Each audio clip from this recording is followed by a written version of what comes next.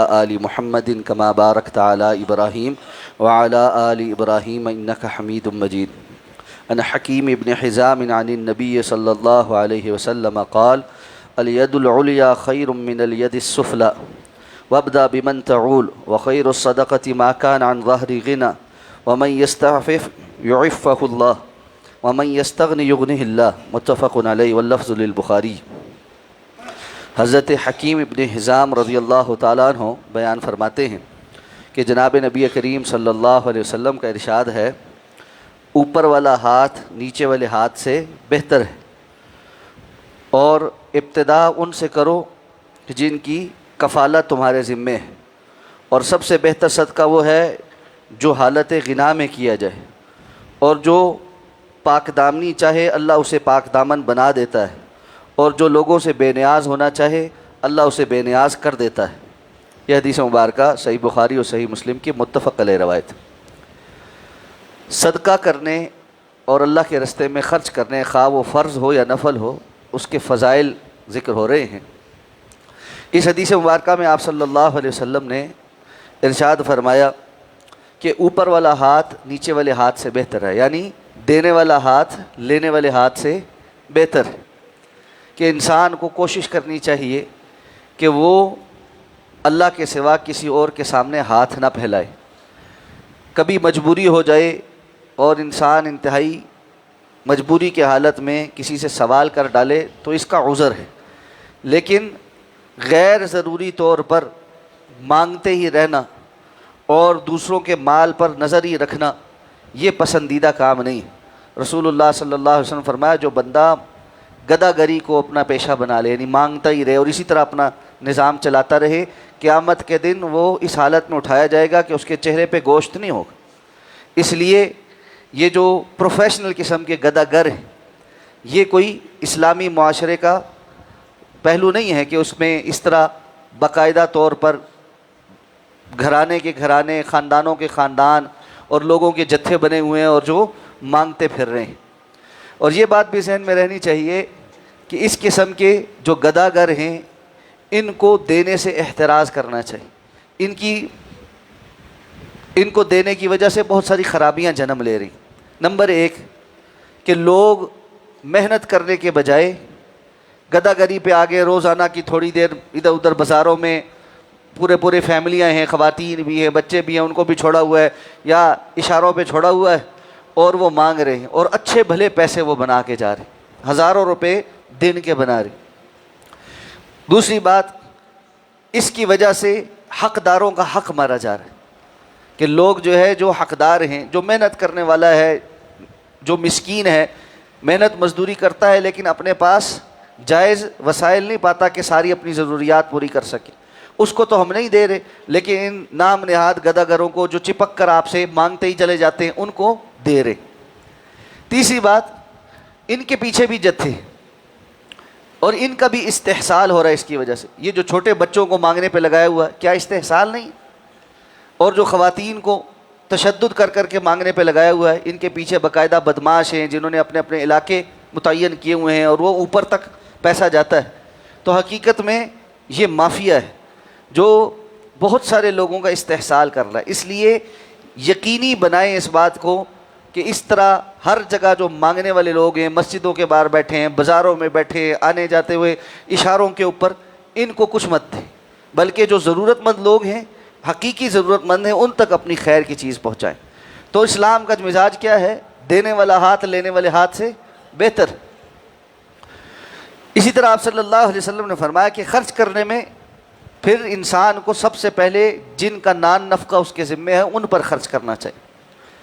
اس کا معنی یہ ہے کہ اپنے گھر والوں پر اچھے طریقے سے خرچ کرنا چاہیے. ایک بندہ ہے جو صدقے کے نام پر اللہ کے راستے میں ارد گرد لوگوں پر بہت کچھ لٹا رہا ہے، لیکن اپنے گھر پہ اس کے گھر والے تنگ ہیں، ان کے پاس وسعت نہیں، یہ درست بات نہیں.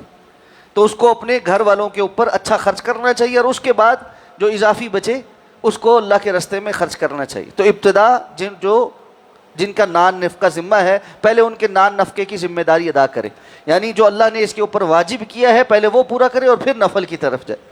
اس کے بعد آپ صلی اللہ علیہ وسلم نے فرمایا بہترین صدقہ وہ ہے جو حالت غنا میں کیا جائے. حالت غنا کے دو تین معنی علماء نے بیان. ایک تو یہ کہ جب انسان کے پاس مال ہے لیکن اس کی ضروریات بھی ہیں، اب وہ دیکھتا ہے کہ میں فلاں چیز پہ بھی خرچ کر سکتا ہوں، فلاں پہ بھی خرچ کر سکتا ہوں، فلاں پہ بھی خرچ کر سکتا ہوں، لیکن اس موقع پہ یہ فیصلہ کرتا ہے کہ میں اللہ کے راستے پہ خرچ کروں. اور دوسری حدیث میں اس کی مزید تفصیل بھی ہے.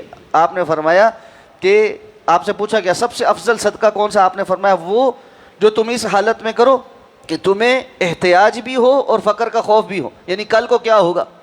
اور اس وقت بہت ساری اور ضرورتیں بھی کھڑی ہیں، لیکن وہ ایسی نہیں ہے کہ ایک تو ہیں کہ جو بنیادی ضرورتیں، ایک ہے انسان مختلف اور اضافی کام کرتا ہے، مطلب میں یہ سیونگ کر لوں، میں وہ فلاں کر لوں، میں یہاں پر پلاٹ لے لوں، میں ایسا کر لوں. ان سب کے ساتھ ساتھ وہ یہ سوچتا ہے میں اللہ کے راستے میں خرچ کروں. یہ جو اس کا خرچ کرنا ہے یہ اللہ کے ہاں سب سے افضل. اچھا، اسی طرح بہترین صدقہ وہ ہے جو حالت غنا میں کیا جائے. اس کا معنی یہ بھی ہے کہ ایسا صدقہ کہ جس میں انسان بالکل ہی فقیر ہو جائے خود، یعنی سارا مال ہی اٹھا کر ایک دم سے دے دیا اور اس کے بعد فقر کی حالت میں چلا گیا، تو یہ پسندیدہ نہیں ہے. اب یہاں پہ کوئی لوگ کچھ سوال کر سکتے ہیں کہ ہمیں صحابہ کرام میں سے بعض کی زندگی میں پتہ چلتا ہے کہ انہوں نے اپنا سارا مال صدقہ کر دیا. جیسے حضرت ابوبکر صدیق ایک خاص موقع پہ، جنگ کے موقع پہ اپنے گھر کا سارا مال لے آئے. وہ مخصوص حالات ہیں. رسول اللہ صلی اللہ علیہ وسلم نے باضابطہ اس وقت اعلان کیا، مسلمانوں کی حالت پتلی تھی، جنگ کا مرحلہ تھا، اور لشکر جو مقابلے پہ ہے وہ بھی اس وقت کی سپر پاور تھا.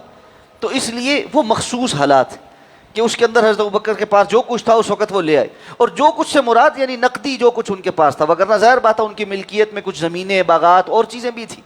تو اس اعتبار سے انسان کو اس طرح صدقہ کرنا چاہیے کہ یہ نہیں ہے کہ وہ صدقہ کر دے اور اب دوسروں سے ہاتھ خود مانگ کے گزارا کر رہا ہے، بلکہ اس کو یعنی اپنی استغنا کا پہلے خیال کرنا چاہیے. صدقہ بھی کرنا چاہیے اور یہ بھی دیکھنا چاہیے کہ مجھے اپنی ضرورت کے لیے کسی اور سے نہ مانگنا پڑے. پھر آپ صلی اللہ علیہ وسلم نے فرمایا جو پاک دامنی چاہتا ہے اللہ اس کو پاک دامن بنا دیتا ہے. یہ جو حدیث کے آخری دو الفاظ ہیں نا یہ بڑے اہم. جو پاک دامنی چاہتا ہے اللہ اس کو پاک دامن بنا دیتا ہے، یعنی جو دل سے نیت کرے کہ یا اللہ مجھے عصمت عطا فرما، پاک دامنی عطا فرما، اس کو اللہ تعالیٰ برائی اور فحاشی کے کاموں سے دور کر دیتا ہے.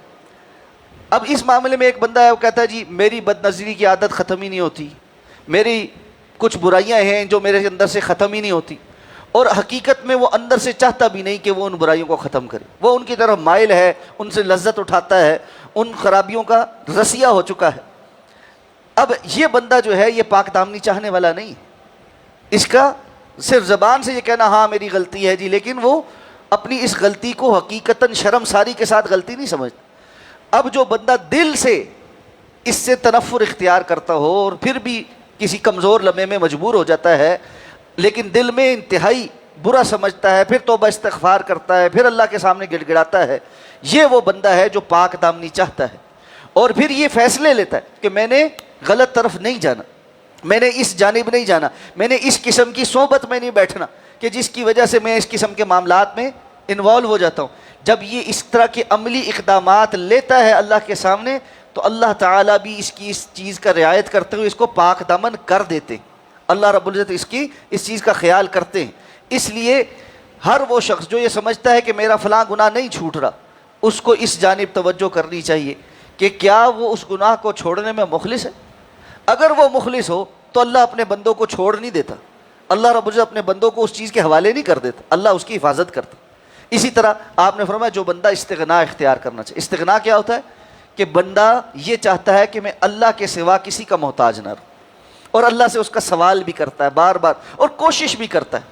اس کو پتہ ہے کہ اس موقع پہ اگر میں کسی سے کچھ مانگ لوں گا تو وہ مجھے دے دے گا وقتی طور پہ، لیکن اس کی کوشش ہوتی ہے کہ وہ نہ مانگے، وہ دوسرے کی مال کے اوپر نظر نہ رکھے. اس کی کوشش یہ ہوتی ہے کہ وہ اللہ سے ہی طلب کرتا رہے اور اللہ اس کے لیے رستہ کھول دے. اب کتنی مرتبہ ایسا ہوتا ہے کہ اللہ ایسے رستہ کھولتا ہے کہ وہ سوچ رہا ہوتا ہے کہ فلاں بندے سے میں کہتا ہوں وہ اس معاملے میں کچھ کرے، لیکن وہ سوال نہیں کرتا اور اللہ اسی بندے کو بھیج دیتا ہے، وہ خود اپنی زبان سے کہتا ہے یار یہ کام ایسے کر. تو اللہ رب العزت پر جو بھروسہ رکھے اللہ تعالیٰ اس بندے کو استغنا عطا کر دیتا ہے. اس لیے یہ استغنا اختیار کرنا، اور اس کا طریقہ رسول اللہ صلی اللہ علیہ وسلم فرمایا، کیا فرمایا؟ جو لوگوں کے ہاتھ میں ہے اس سے مایوس ہو جاؤ. جو لوگوں کے ہاتھ میں ہے اس سے مایوس ہو جاؤ. تکلیف کب ہوتی ہے؟ ساری دنیا کی لڑائی اس پہ ہے، اس کے پاس ہے مجھے دے نہیں رہا، فلانے کو مل گیا مجھے نہیں ملا. یہ جب دوسروں کے پاس جو کچھ ہے، دوسروں کے ہاتھ میں جو کچھ ہے، اس کی طرف نظر رہے گی اور اس کی تمنا رہے گی اور اس سے امید رہے گی کہ یہ مجھے بھی دے، اس وقت تک مسئلہ ہی. تمنا، امید، خواہش، طلب صرف اور صرف اللہ رب العزت کے ساتھ منسلک ہو جائے، بندہ تنہائیوں میں اللہ سے مانگے. اور رسول اللہ صلی اللہ علیہ وسلم نے یہی تو تربیت کی تھی. تمہارا جوتے کا تسمہ بھی ٹوٹ جائے تو اللہ سے مانگو، چھوٹی سے چھوٹی چیز بھی اللہ سے مانگو. تو بندہ اس طرح استغنا اختیار کرنا شروع کرے تو اللہ رب العزت اس کو مستغنی کر دیتے. اس کی دعا بھی رسول اللہ صلی اللہ علیہ وسلم نے سکھائی ہے، اللہم اکفنی بحلالک عن حرامک واغننی بفضلک عمن سواک. یا اللہ مجھے اپنی حلال کردہ چیزوں کو حرام کردہ چیزوں کے مقابلے میں کافی کر دے، یعنی آپ کی حلال چیزیں میرے لیے کافی ہو جائیں، حرام کی طرف جانے کی ضرورت ہی نہ پڑے.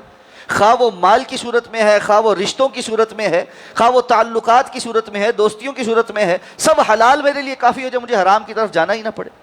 اور اسی طرح اپنے سوا ہر کسی کی محتاجی سے مجھے محفوظ فرما دے، خواہ وہ مال کی محتاجی ہے، وہ جسمانی محتاجی ہے، وہ نفسیاتی محتاجی ہے، اللہ کے سوا بندہ ہر کسی سے مستغنی ہو جائے.